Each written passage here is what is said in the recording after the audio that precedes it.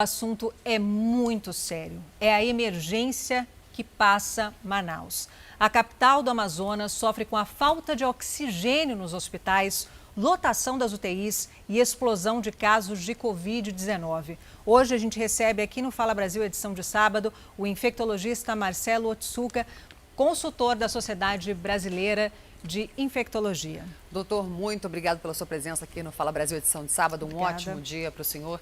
Confesso que estava ansiosa por essa entrevista, porque durante a semana toda a gente ficou assustada com o número de internações, de mortes em Manaus. Principalmente porque parece que tem um novo tipo, de vírus lá, extremamente contagioso. É verdade isso mesmo? É por isso que ela está se alastrando mais rápido?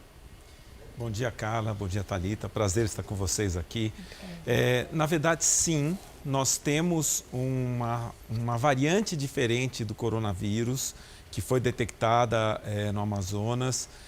Inclusive, foi detectada no Japão de pacientes que vieram do Amazonas. E eles têm, essa variante tem algumas características em relação ao vírus que já tinha sido detectado no Reino Unido, em outros locais também, que é uma capacidade maior de provocar infecção.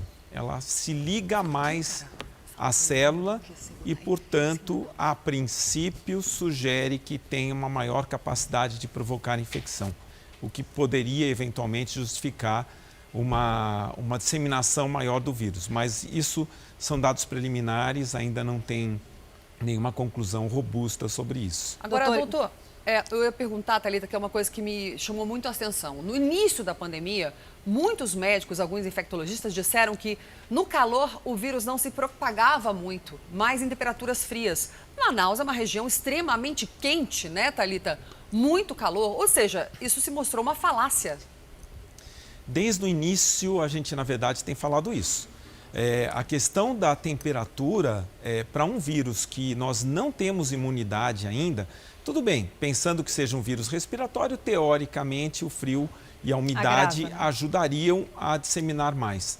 Mas como a princípio ninguém tem uma resposta imune a esse vírus, o que a gente espera é que ele tenha sim uma disseminação mesmo em altas temperaturas.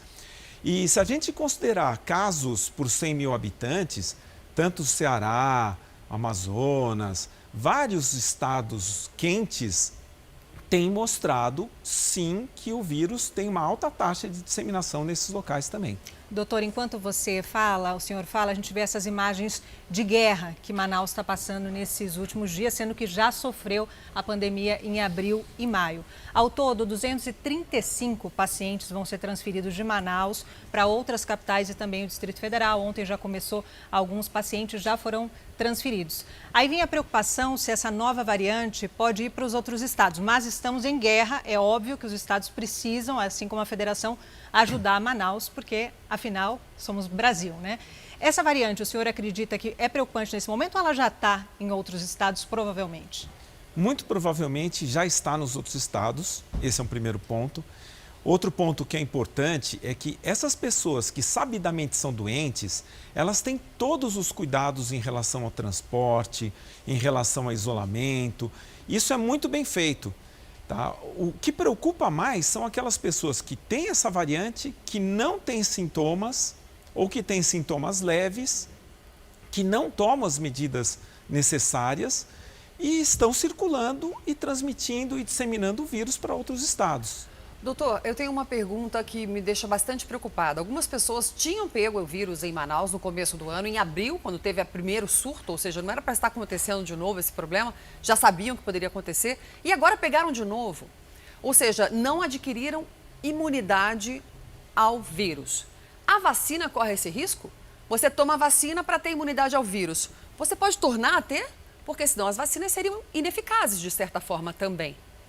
Os casos de reinfecção no mundo são muito poucos. Se a gente considerar a quantidade de indivíduos que já tiveram a doença, a gente entende que esse número ainda é um número muito pequeno. Tá?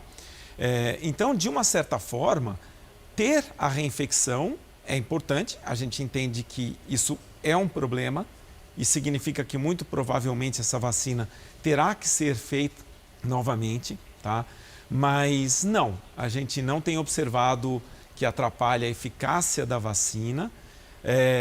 E de uma forma geral, a gente já imaginava que depois de um tempo teria que refazer a vacina, como é a influenza, por exemplo. Eu ia dar exatamente esse exemplo. Todo ano a gente toma a vacina da gripe e tem uma variação. Mas aproveitando e falando de vacinas, né, expectativa, né, inclusive o governo, o Ministério da Saúde já pediu imediatamente 6 milhões de doses do Instituto Butantan. A estimativa é que comece na próxima semana, a data seria do dia 20 ou falam 25 começar essa vacinação.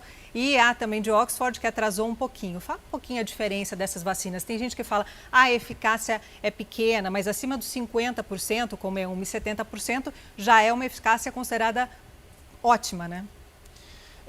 A questão da vacina, a gente tem que entender que ela tem a eficácia em reduzir a chance de infecção, isso é importante, e tem eficácia em reduzir também a gravidade da infecção. E a gente, a princípio, não tem observado pacientes que foram vacinados na fase 3 apresentando doença grave. Ou seja, a chance de reduzir a doença grave é muito grande. E isso é extremamente interessante para a gente. Mas, doutor, essa vacina do Butantan, no começo ela apresentava 75, aí agora caiu para 50. 50 não é pouco? Eu sei que ainda é aceito, mas está quase ali no limite de não ser aceito, né? Quando a gente fala 50%, a gente está incluindo todos os grupos, inclusive aqueles que de repente nem sintomas tiveram, tá? Os 78% que eles falam são daqueles que tiveram sintomas leves e moderados. E os 100% para sintomas graves. Ok. Né? Então, ainda assim, é eficaz, é importante. É um número menor do que a gente desejaria, com certeza. Confesso que pela primeira vez eu fiquei bastante preocupada porque o meu filho começou a desenvolver sintomas de depressão. Eu gostaria que o senhor respondesse. É mais prejudicial para as crianças ficarem trancadas em casa do que irem para a escola? A gente já tem há muito tempo também discutido isso. As crianças, elas não costumam ter um quadro tão grave, ou o percentual de crianças que tem quadro grave é muito pequeno. De Covid-19, né? Isso. Então, não justifica o não ir à escola, porque as crianças estão sofrendo depressão, problemas psicológicos, abusos, agressões às crianças em casa. Estão retrocedendo no desenvolvimento. Retrocedendo no desenvolvimento e eu acho incabível a gente fechar as escolas e os bares estarem abertos. Desculpa. É uma sensação de falta de prioridades muito grande que a gente observa. E as crianças realmente estão sendo muito prejudicadas. A gente tem que tomar uma atitude em relação a isso. Inclusive, a gente vai falar sobre a volta às aulas, né, Carla, ainda nessa edição do Fala Brasil. No Rio de Janeiro vai voltar, São Paulo no dia 1º, mas só 35% os alunos vão ter que se rodiziar. Agora, doutor, sobre aquelas imagens do oxigênio, vamos humanizar um pouquinho. A gente fala cilindros de oxigênio. O quanto é vital esse oxigênio para pacientes da Covid-19 durante um período de 14 dias? Eles precisariam ter acesso, já que eles estão ali no hospital, ou em UTI, ou internados?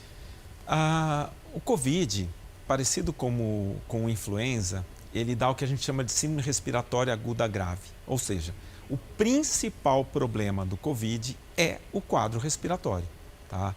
Que pode acontecer por agressão do vírus, pode acontecer por um quadro que a gente chama imunológico ou hiperinflamatório, mas agride o pulmão.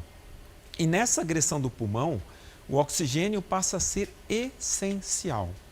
É fundamental que a gente tenha oxigênio, tanto para casos graves como para casos moderados. É muito frequente a gente precisar para pacientes que têm quadros moderados também. E aí vem um grande problema, às vezes não é só 14 dias. Pacientes, o Covid ele pode provocar uma doença que demora muito tempo, ocupa muito tempo o leito. E a gente cansa de ver pacientes que às vezes ficam um mês numa UTI. Então, o tempo de necessidade do oxigênio pode ser muito maior por conta disso também.